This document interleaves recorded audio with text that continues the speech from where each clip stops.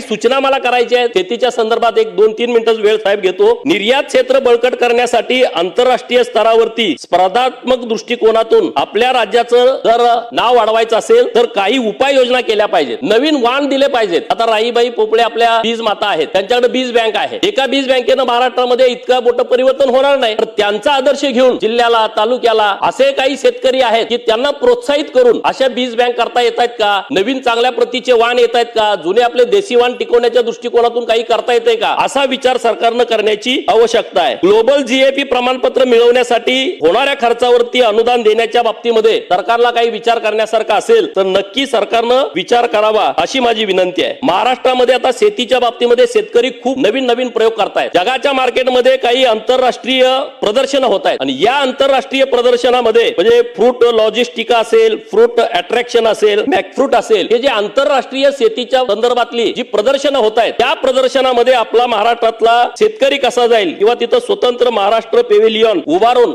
आपल्या इथल्या शेतकऱ्यांना प्रोत्साहित कसं करता येईल अशा पद्धतीचा विचार हा महाराष्ट्र सरकारनं करण्याची आवश्यकता आहे। प्रात्यक्षिक प्लॉट सारखा एक विषय, एखाद्या तालुक्यामध्ये एखादा चांगला प्लॉट आहे, त्या प्लॉटचं लोकांना कल घडवून आणणं, त्याला मार्गदर्शन करणं, शेतकऱ्यांनी त्याच्यावरती काय प्रयोग केलेला आहे ही सगळ्या शेतकऱ्यांना माहिती होणं, यासाठी तिथं प्रत्यक्ष लोकांना घेऊन गेलं पाहिजे। दुसरा